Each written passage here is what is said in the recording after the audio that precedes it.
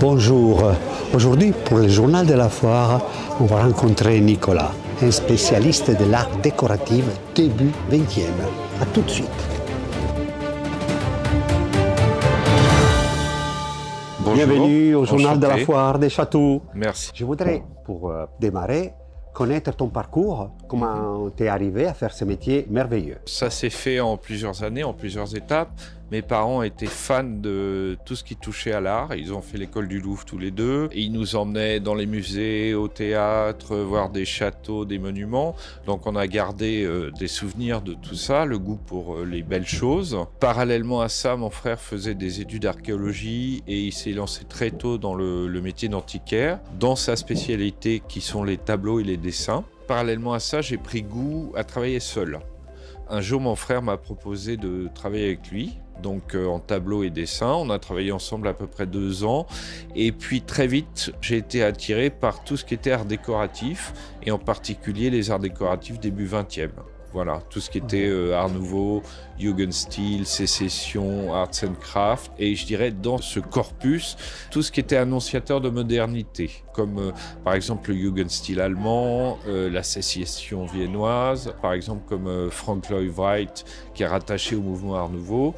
On a cette annonce de modernité, et c'est ça qui c'est ça qui m'a intéressé dans les objets que je collecte à droite et à gauche. Mais tu t'es formé, tu as quand même suivi un parcours. J'ai fait des études de tourisme. Et pendant plusieurs années, j'étais guide-interprète. Donc on apprenait comme ça à aller au musée, à voir les objets, à les décrire. Et après, je dirais, dans mon activité, le goût de l'objet se fait au fur et à mesure. C'est-à-dire qu'on achète un objet, on sait que c'est bien, que ça pourrait être bien.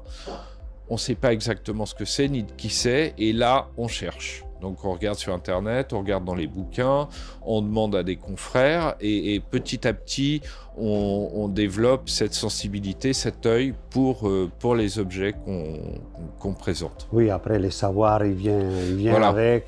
Je dirais quasiment à chaque objet, on apprend quelque chose de nouveau. Et comment tu es arrivé à Château? Pendant plus de 10 ans, on a fait des salons. Donc il y a eu Saint-Tropez, il y a eu la Bretagne, et il y avait un salon qui était très bien, qui était Bastille, à Paris, qui malheureusement a pris fin aux grandes dames des marchands et des clients aussi qui adoraient ce salon.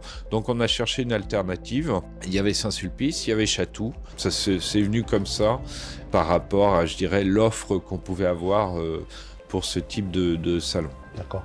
Dans ton stand, j'ai entrevu un mélange aussi d'époque et tout s'épouse ensemble. Oui. Ça donne une ambiance vraiment, il y a de la profondeur, il y a énormément de belles choses. On essaye d'avoir une certaine cohérence. Alors, le fait que je présente ça avec mon frère sur le même stand, on n'échappe pas à à ses gènes. Hein. Donc on a, d'une certaine manière, lui en dessin et en tableau et moi en objet, on a une sensibilité qui est assez proche. Donc finalement, ça entre un peu en cohésion et en résonance, je dirais, de présenter ces choses-là ensemble. Est-ce qu'il y a eu des moments dans ta profession, dans ta carrière, où l'émotion de trouver une pièce t'a vraiment marqué? Alors, je dirais, ce boulot, c'est aussi la chasse au trésor. Et l'émotion, on l'a chaque fois qu'on trouve un objet, pratiquement. Je dirais, un de mes meilleurs souvenirs, ça a été un lustre que j'ai acheté en Allemagne, qui faisait 1,80 m, qui était absolument incroyable. Il a été dur à ramener parce qu'il fallait le ramener droit, parce qu'il était fragile. Il y avait du verre, il y avait du bois sculpté, il y avait de la soie. Aujourd'hui, je ne sais toujours pas ni où il était, ni qui l'a réalisé, mais c'était un objet unique. Voilà, c'est quelque chose... Je dirais, je pense que je le verrai, c'est quelque chose que je verrai une fois dans ma vie. Tu sais où il a été sa destinée? Oui, je sais très bien, c'est un très bon client qui me l'a acheté. C'est quelqu'un qui a un œil pour ces objets-là. Je sais exactement dans quelle pièce il est, puisque c'est moi qui suis allé l'installer chez lui. Il a fait quelque chose dont le résultat est assez extraordinaire. Il l'a mis dans une petite pièce. C'est un lustre énorme. Et il l'a mis dans une petite pièce, cerclée de canapés et de fauteuils, au-dessus d'une table, parce que vu la hauteur, on ne peut pas passer en dessous, et le rendu est extraordinaire. Voilà. Tu as participé, déjà tu as fait de la transmission, mais en plus tu as décoré un lieu. Maintenant, je voudrais vraiment montrer à nos téléspectateurs ton stand. On peut y aller? Allez. Donc, tu vas nous faire découvrir ton monde. Voilà. Et après, je veux voir quand même quelques belles pièces. Hein. Voilà, magnifique. Beaucoup de portraits. Alors, il y a des portraits, ça c'est plutôt la partie de mon frère. Oh, d'accord. Et la tienne? La mienne, c'est plutôt les objets. Alors, je vais te montrer deux choses. Je vais te montrer ça. Oui. C'est un peu intriguant comme objet. Mais oui, parce qu'on ne comprend pas si c'est un porte-manteau, si voilà. c'est... Alors, je le trouve très beau comme ça. Ouais. En fait, je pense que c'était un support d'applique. Il devait y avoir deux chaînes ici, et puis une verrine genre Leutz qui se reflétait voilà, comme ça. Oui, c'est voilà. ça. On parlait de modernité tout à l'heure. Oui. Ça, c'est vraiment ce que j'aime dans l'art nouveau. Tu vois, il y a un côté très organique. C'est presque des antennes d'insectes. Oui. Et puis, il y a des choses qui sont très stylisées. Là, c'est un motif art nouveau, mais c'est de l'art nouveau traité avec beaucoup de schématisation. Voilà. Oui, puis il y a ce côté-là qui n'est pas sans rappeler un soleil ou des choses qu'on a vues en Égypte. Bah oui, voilà. J'avais tendance à te dire Égypte, effectivement. Voilà. Et c'est allemand, c'est 1905. Ah ben, tu arrives à découvrir des belles pièces.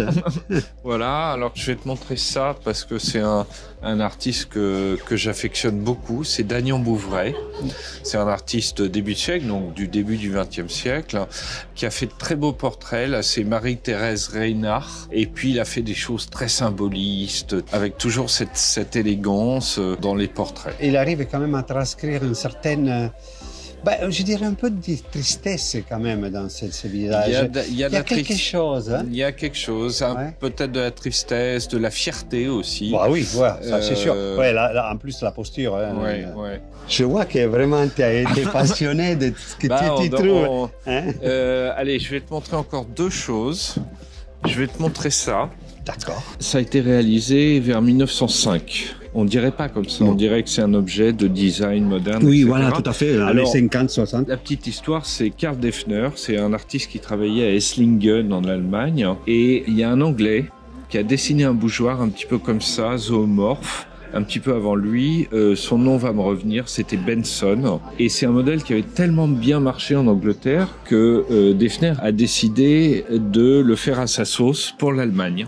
Voilà, donc c'est un modèle de bougeoir zoomorphe avec une boule qui est remplie de plomb pour faire contrepoids, pour éviter que la bougeoir bascule. Je vais te montrer une dernière chose. Ça a l'air de rien, mais je suis très fier d'avoir ces fauteuils. C'est un artiste allemand qui s'appelle Richard Rimmerschmidt. Alors, en les achetant, je me doutais un petit peu que c'était lui, parce que tu vois, il y a des choses qui ne te trompent pas chez lui. Il y a cette manière de faire, les pieds un petit peu comme ça. Voilà, je me suis dit, ça c'est Rimmerschmidt. Alors, qu'est-ce que je fais dans ces cas?